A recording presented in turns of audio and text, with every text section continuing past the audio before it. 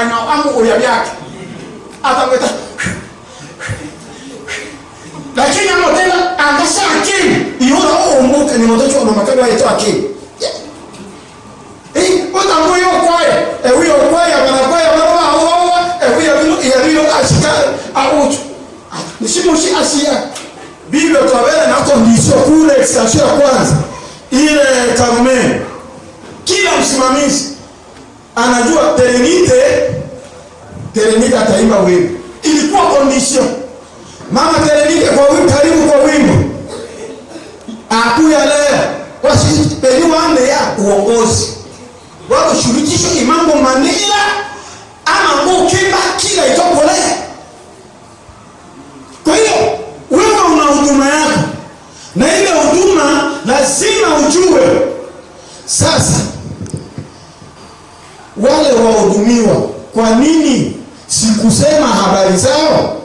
Leo tulilenga wahudumu, lazima wasimame katika huduma. Na yule anayehudumiwa, Biblia inasema nini? Katika Wagalatia sura yetu ya 6 mstari wa 6 inasema mwanafunzi na amshirikishe mwalimu wake katika mema yote. Bandu mema talele ni goma siwa mama yanata fasiriwa maosa ona ora akili machi wa akili wa pasoni shema siwa matoi ule Biblia ya tena onyo ema siwa ya tena onye hivi naeleweka? Biblia inasema ule maziwa, unywe maziwa. Inasema ule maziwa ni chakula. Sasa kwa nini isema ule maziwa? Kwa sababu ndani ya maziwa ndio chakula. Na kama alivyo mke wa akili anatoa maziwa kwa kumlisha mchungaji, ndivyo alivyo na akili anatoa maziwa kwa kumlisha nani? Naona niishie pale. Karibu ndio mwisho.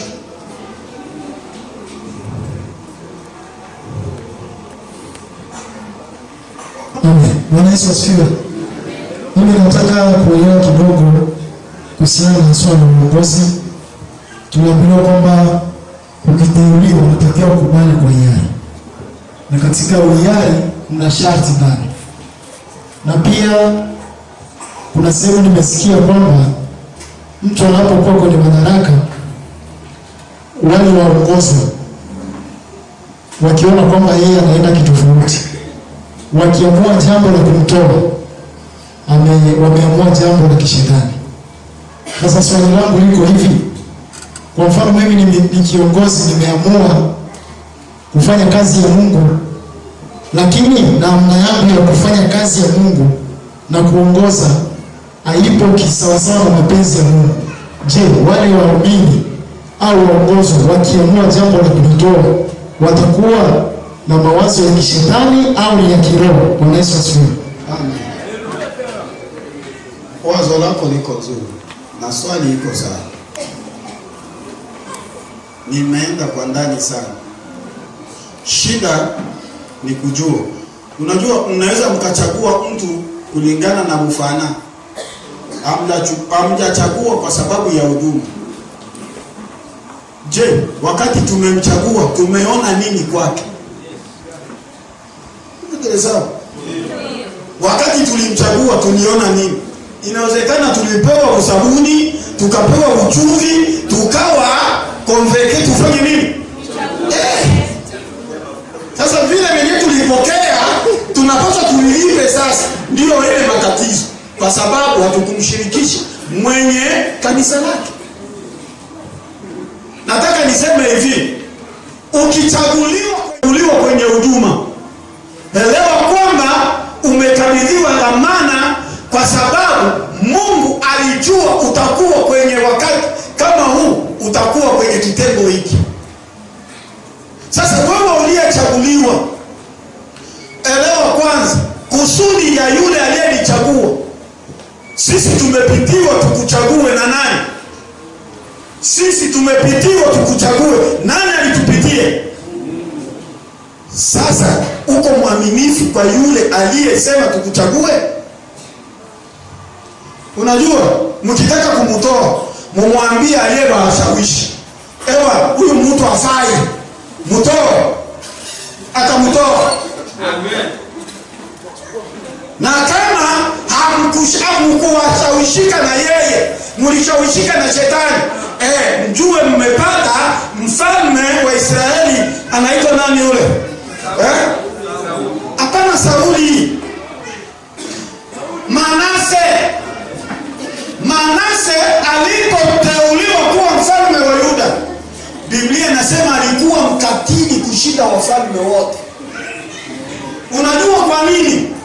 Kama mlimsababisha mtumishi wa Mungu aliyekuwepo kuwa na matatizo na kuugua, inawezekana akafa kwa sababu yeye, Mungu atainua Manase pika, na huyo atatawala miaka zaidi ya wafalme wote. Atakuwa na fimbo. Mimi ndio sawa. Atakuwa anachapa sawa sawa. Sasa akiwachapa, mimi nasema Mungu wewe mnadhani hivi nataka mimi. Manyo pika ya kanisa. Kwa hiyo mjue mmeshawishiwa na nani kwa kuchagua. Na huyo mumwambie, wewe ndio ulisema tuchague. Na huyo angalia ameacha agenda yako. Hajaacha agenda yenu, ameacha agenda ya nani? Ndio mumwambie, kama mkimwambia hivyo basi. Lakini kwa sababu tulimweka sisi tena tutamtoa. Je, tumemtoa kwa sababu ameacha agenda ya Mungu au ameacha masuala yetu? Hayo utajaza mwenyewe. Amen. Basi. Tunataka kufika kipindi kingine. Bwana Yesu asifiwe. Amen. Karibu ngapi mshio? Kuna wiki karibu kama ni nne sasa. Tulikuwa hapa Betsaida. Tukauliza watu wa Betsaida kuhusu uongozi wa hapa ukamilike. Viongozi wakapendekeza jina la mtumishi wa Mungu mchungaji Benaya Watambela. Wakasema huyu ndiye atakuwa kiongozi anayehusika pamoja na mchungaji wetu Mulumba ofisia. Hivi tuko pamoja? Tukapeleka hilo jina Kongo. Na kweli Kongo walikubaliana na mawazo ya kanisa ya Betsaida.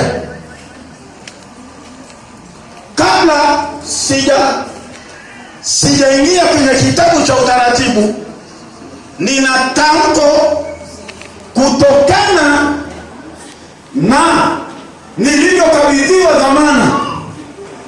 Niliambiwa na Koef anayehusika na maisha ya kanisa, Baba Ayuba Mtumbi pamoja na wakili halali Baba Germain, tangu leo kwa mamlaka niliyopewa ya kwamba nije kumsimamisha mtumishi wa Mungu awe kwa nafasi kama hii ya makamu mchungaji wa Betsaida, kulingana na wazifa hizo mbili. Kwa kumalizia hili neno, tunapaswa twende kwenye kitabu chetu cha sheria.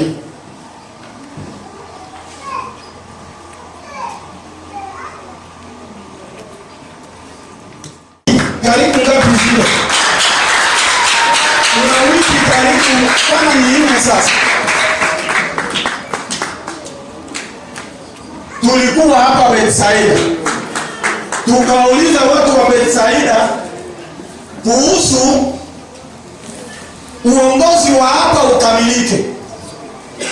Viongozi wakapendekeza jina la mtumishi wa Mungu mchungaji Benaya Watambela. Wakasema huyu ndiye atakuwa kiongozi anayehusika pamoja na mchungaji wetu Mulumba ofisia. Hivi tuko pamoja? Tukapeleka hilo jina Kongo, na kweli Kongo walikubaliana na mawazo ya kanisa ya Betsaida.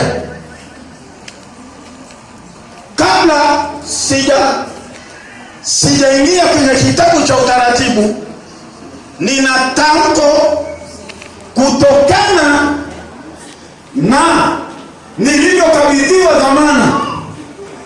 Niliambiwa na Koef anayehusika na maisha ya kanisa, Baba Ayuba Mtumbi pamoja na wakili halali Baba Germain, tangu leo kwa mamlaka niliyopewa ya kwamba nije kumsimamisha mtumishi wa Mungu awe kwa nafasi kama hii ya makamu mchungaji wa Betsaida, kulingana na wadhifa hizo mbili. Kwa kumalizia hili neno, tunapaswa twende kwenye kitabu chetu cha sheria.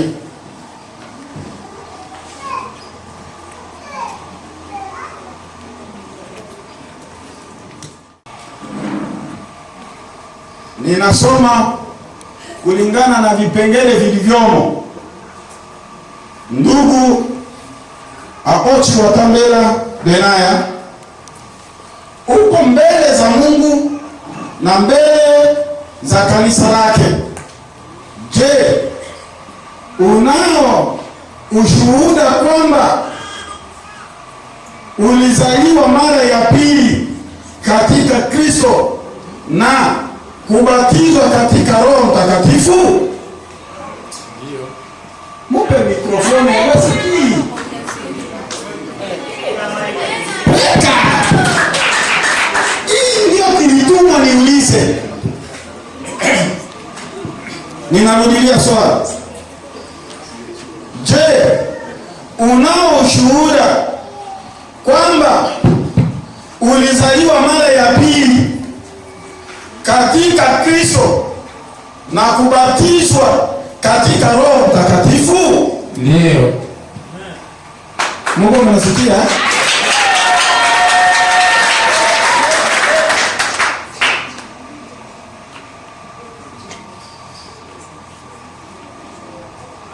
Jambo la pili, una ushahidi kwamba Bwana alikuita ili